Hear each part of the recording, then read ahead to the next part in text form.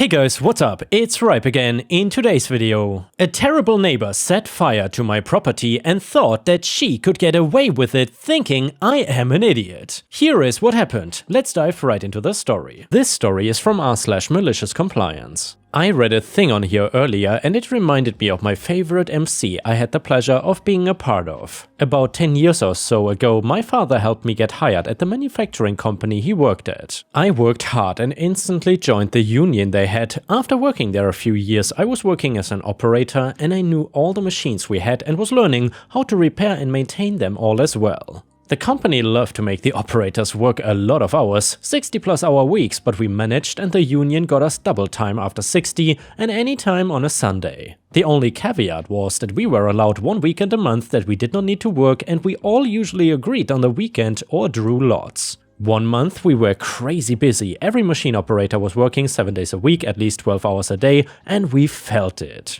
We came to the last weekend and assumed that meant no work and a much needed break. Until the plant manager posted that we all had mandatory OT again, we demanded that our reps sorted and ended up having an all-hands meeting. The plant manager screamed and told us we were all lazy, and with what we make we should be begging to work more, and our union rep slapped down the contract with that part highlighted. The plant manager said, "Let me make it easy for you louses. Any machine operator that is not here this weekend better find a new job."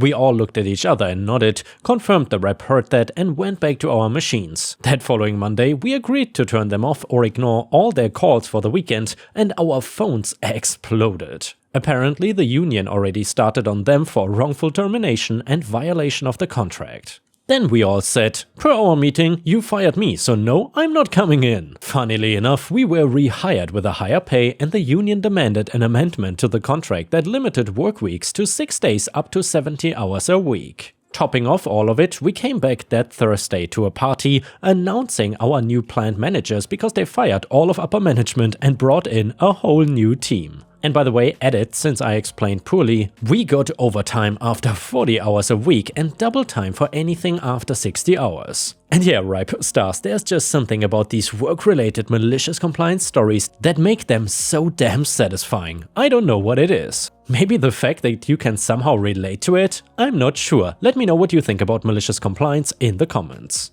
And now let's move on to the next story. It starts like this. I know that times are tough and a lot of people are homeless right now. Hell, I could throw a dart on the map and it would land on a spot every time for every piece of property that is up for grabs in today's world. I don't have to go far in finding out if there's some cook who wants my land. And in fact, I bet you there's someone out there who would even squat in your own backyard if given the chance. I even have a hot tub, which makes it even more enticing. This past summer though, I got the worst treatment from a so-called neighbor who thought it was appropriate that they lay claim to my hard-earned vacation property. I even gave them access to my backyard one summer, hoping that it would be a deterrent to would-be trespassers and petty looters. It turns out that they were the ones in the wrong using my own property for their own vacation. So I had my vacation home for quite some time already. It was recently that I put in a hot tub, a sauna and a Zen garden with tiki torches and Buddha statues laid out with evergreen and palm trees galore. I even had a labyrinth that I created on my own using stones and twigs about a few hundred yards from my house. I work hard at my consulting business, but the best place to come to after a year of challenging work is my home in the mountains. I love it here, the mountains, the air, the healthy food and most of all the peace and quiet. Until this one day that my Karen neighbor thinks it's okay for her and all her family to go ahead and use my vacation property as their own. I remember it clearly. I was unpacking my bags from the car, but my neighbor Karen must have thought that I was leaving, going away for a while, possibly on a work trip. However, she did not realize that I was staying for a very long time. I mean, this was my home after all. "Jason, it's nice to see you again," she said from a distance. My house sat on a mountain and it was hilly everywhere. You could see for miles around and it had a distinctive vibe like something out of a James Bond flick. "I wanted to see if my family and I could come over for a little bit, maybe use your hot tub, catch some rays outside in your garden." I looked at her with a little apprehension. What, this time? I thought. This was the first time that this Karen was asking me to use my own place. Normally, I told her what was up. She kept harping on me. "Jason, you okay?" I said, "Do you think..." I stopped her mid-sentence. Yeah, I think it's okay."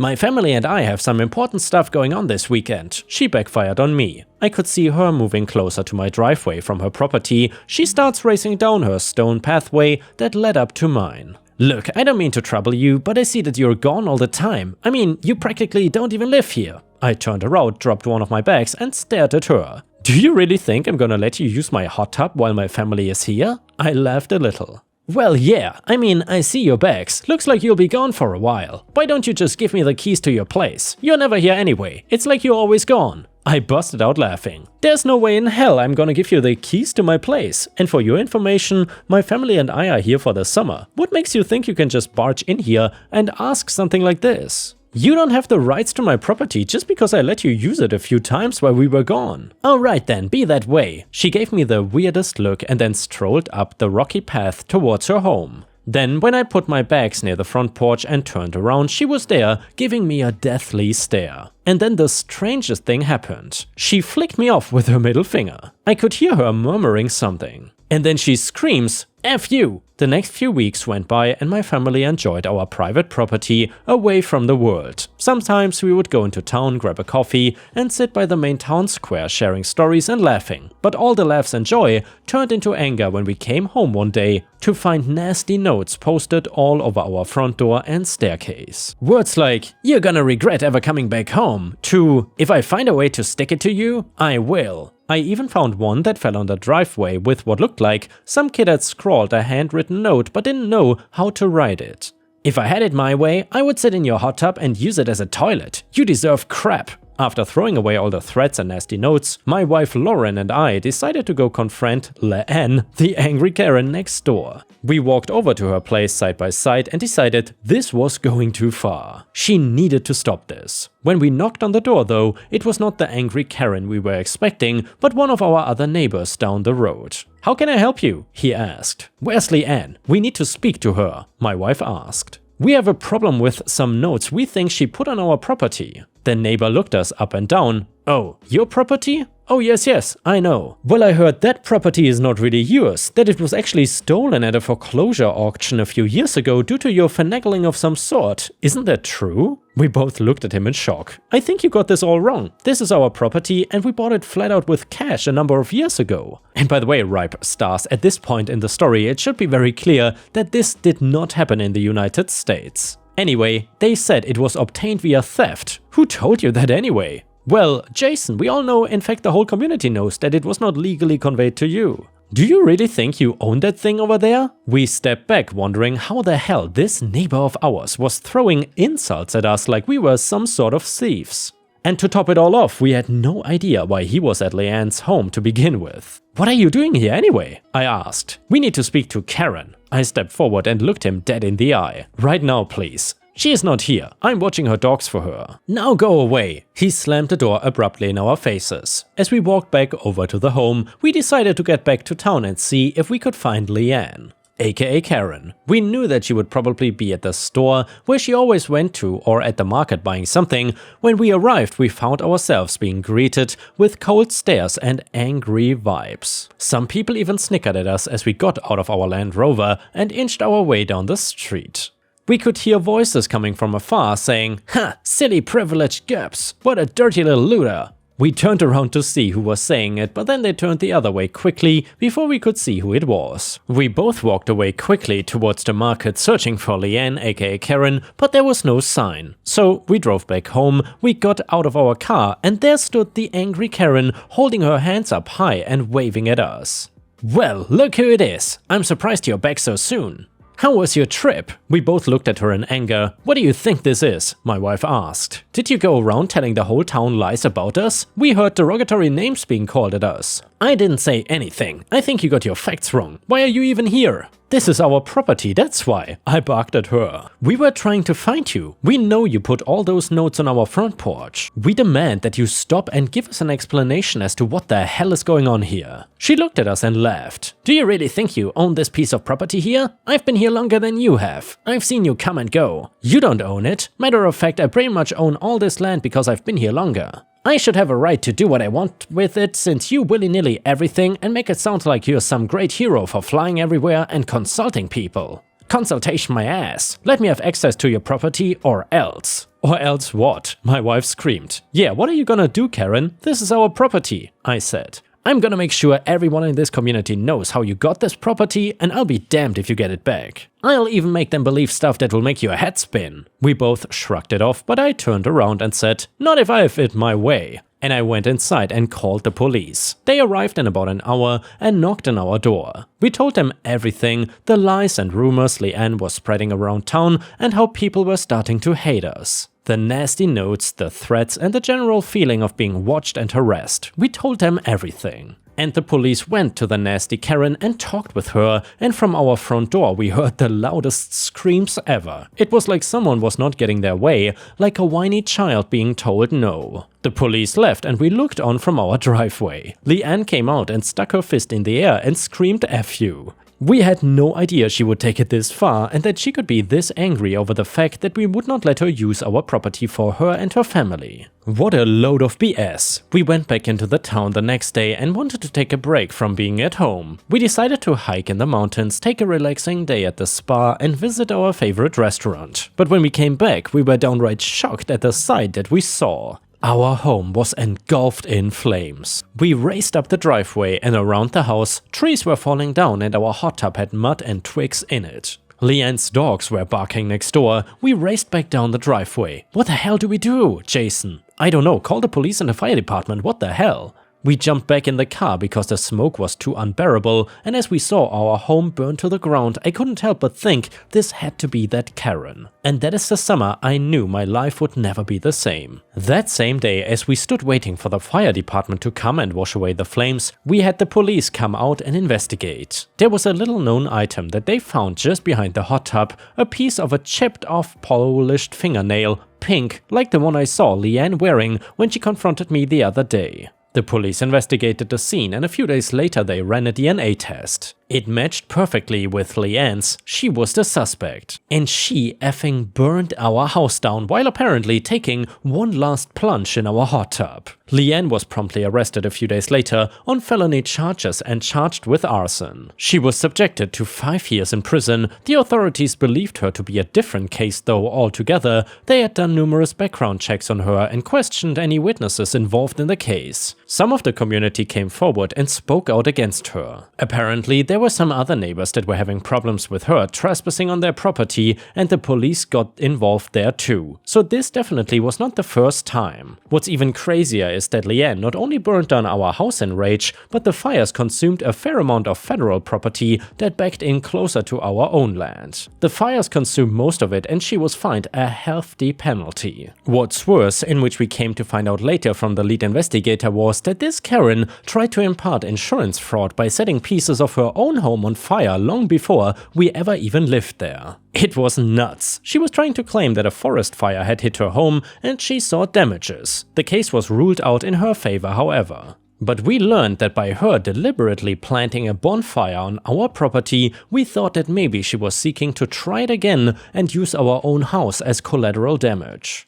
After all was said and done, we lost our vacation home, but we were awarded a sum of money from our insurance company for the damages done to it. And yeah, ripe stars, unfortunately there at the end I had to censor some personal information because despite OP not wanting to dox himself, I would say that he revealed way too much personal info. Stuff that doesn't really need to be out there on the internet if you ask me. At least if you want to stay anonymous. And now let's move on to the next story. It starts like this. My wife and I have 3 wonderful children, Anna who is 7, Isaac who's 5 and Kelly who is 2.5, who we obviously love dearly and we recently moved into a new home with them. Our old place had started to become crowded since the addition of Kelly, and we wanted to be in a neighborhood that had other families and was closer to their school. My wife is Korean and I am African American, which is an important detail to note. We are both very familiar with racism and the ways in which people show their ignorance, but we hope things will be better for our kids one day. We do our best to remind our kids that there are bad people in the world and reassure them that we will always protect them. The first time we viewed the house we eventually bought, we were struck by how lovely of a neighborhood it seemed to be in. Every house was well kept and we saw numerous toys strewn over lawns, which seemed like a good sign that this would be a safe place to raise kids. We looked around the house with our real estate agent and thought every part of the house was perfect for our family. Each kid would have their own room and plenty of space to play along with a comfortable backyard with a pool. The previous owners had put a perimeter around the pool itself, which was good because it meant the kids could play outside without worrying that they would fall into the pool without us realizing. By the time we left, we had already decided that this was the place we wanted and we worked on putting an offer on it. The move was pretty easy and we got some waves from various neighbors who happened to be outside while we were taking in all the furniture and boxes that we had brought from our old place. One couple came over to greet us and talked a little bit about the neighborhood. They got kids of their own, so they gave us all the necessary information about schools, parks and anywhere else that children could play. I thought everything was going great until I saw that the owners of the house on our left were giving us a dirty look. I thought maybe they just had that sort of expression normally, so I just smiled and waved at them to show that we were friendly and wanted to get to know them. I did not get much of a response from them and instead just continued unpacking our things. It took nearly a week to take everything out of the boxes and store everything that we did not need, but when it was all finished, the house was looking like our home. The kids were excited to use the pool and had hopped in after only living here for a few days. We had checked with the real estate agent and she said that the previous owners had gotten the pool cleaned and sanitized recently, so there was not any sort of upkeep that needed to be done quite yet. With that in mind, I was more than happy to let them play around in the water. We made it clear that they could not play out here unless we were watching them because we didn't want anyone to get hurt. I told Anna to keep an extra eye out just in case the younger ones decided to sneak in there without permission. Kelly was not old enough to swim on her own and instead splashed around while in someone's arms, but I could tell that she would be an avid swimmer later on in life. The times that we were swimming, the neighbors next door, who I will call Karen and Brian, would watch us over the fence that separated our properties. We tried to engage them in small talk in hopes that they wanted to get to know us, but they were often snippy and made comments about how our kids are mixed race and how difficult that's gonna be for them as they grow up. I thought they were trying to be supportive in a bit of an odd way, but it became clear that they did not think too positively about people of color and even complained to us about how many immigrants were in the country and that they wished black people still did not have the ability to vote. It's not something that I hadn't heard before and I wanted to ignore it since they are our neighbors and I didn't want to cause trouble. I thought that making friends with them could improve their opinion of people of color. They told us that the previous owners would let their kids play in the pool on occasion and they wondered if we would let them do the same thing. My wife was not so sure, but they insisted that they would only use it every once in a while and would clean up after themselves. We relented and said they could use it once this coming weekend and they took us up on it. By the time Saturday came around, I had somewhat forgotten about the whole thing until I heard a commotion coming from outside. I looked out and saw Karen and her husband and their two young kids running around the pool and splashing around. At one point, I noticed that the adults were asleep and were not paying attention to what the kids were doing, which made me nervous as it is incredibly easy for a kid to slip and hit their head or fall into the pool and drown. I went out there with the pretense that I was just saying hello and Karen woke up with a sigh and asked why I was bothering them. I mentioned that I would feel more comfortable if someone kept an eye on their kids for peace of mind and she said I was more than welcome to watch them.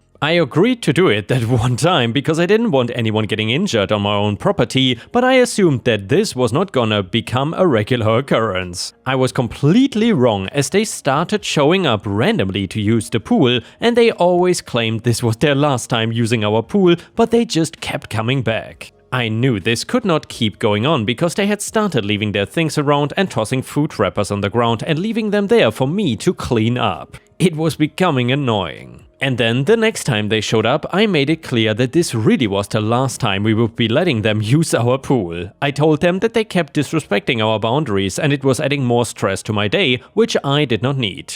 Karen started to raise her voice and begged me to change my mind, but I was firm in my answer, so they ultimately had to accept it. 2 weeks went by and we didn't hear from them or see them, so I thought everything had been settled. My wife was at work and I was home with the kids. Isaac was in his room playing with his toys while Anna was outside reading a book while she kept an eye on Kelly, who was playing with dolls in the backyard. I was in the kitchen cooking dinner and I could see the backyard through the windows above the sink. I have an account online where I film myself making dinner live for my followers and share new recipes that I come up with or find online. It is something I enjoy doing, as there are many people out there who never learned how to cook and struggle to make meals for themselves or their families, and I hope that I can teach someone a new skill. Anyway, things were going well and I was part way through the meal when I heard voices outside, which I attributed to my daughters playing around. I looked over at the chat for my live stream and saw that viewers could see people playing around in my pool as the camera was pointed at me but had a view of the window behind me. I put my things down and stepped outside thinking that my girls had gone over to the pool or something, and I was shocked to see Karen and her kids splashing around in my pool. I asked her what she was doing and told her she didn't have permission to be on my property, and she responded by yelling that I was a dangerous black person who was assaulting her for no reason. I kept my cool while she called me a criminal and pulled her phone out to call the cops on me. I was content to just wait around for the cops to show up, but she had other plans as my kids had wandered over and she ran past me, picked Kelly up, my youngest, and threw her right in the pool. I started panicking and Anna ran over to try and get Kelly out of the water, but Karen blocked my way when I tried to help, so I punched her hard enough to knock her out and got my daughter out of the water. I gave her CPR just in case, but she was crying and screaming enough for me to know that she was not terribly injured or something. The police arrived and thought that I was the aggressor, and when they came upon the scene, but I told them that this was my property and that Karen was trespassing. She was conscious by then and tried to claim that I had attacked her without cause and that I was a danger to everyone in the neighborhood. However, I told the officer that everything had been caught on camera.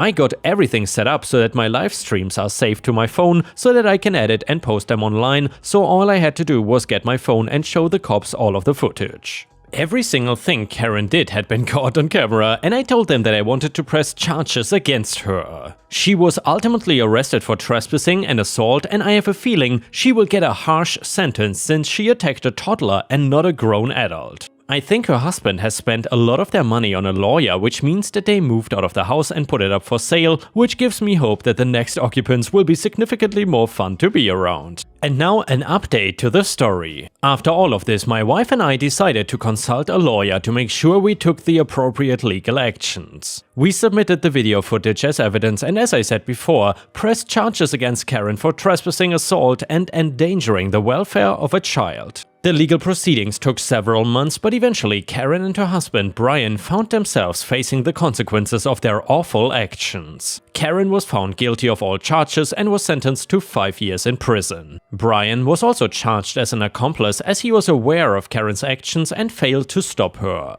During the trial, the extent of their racist attitudes and their history of harassing other neighbors came to light. It seemed that they had been a problem in the neighborhood for years and our family was just their latest target. As the trial unfolded, more neighbors came forward with their own stories of being mistreated by Karen and Brian, further solidifying the case against them. The court also issued a restraining order against Karen and Brian, preventing them from coming near our family or our property again. This gave us some peace of mind, knowing that once they were released from prison, they would not be able to bother us again. Their house was put up for sale and eventually a lovely young family moved in next door. We quickly became friends with them and they were appalled by the stories we shared about Karen and Brian. Our new neighbors were kind, friendly and supportive, everything we could have hoped for. As a result of Karen and Brian's imprisonment, our neighborhood became a more welcoming and inclusive place. The community came together to ensure that everyone felt safe and respected regardless of their race or background. Our children, Anna, Isaac and Kelly, flourished in this environment, making friends with kids from all walks of life. In the end, Karen and Brian got what they deserved and our family was able to move forward with our lives in our new home. We were grateful for the support of our neighbors and the legal system, which ensured that justice was served.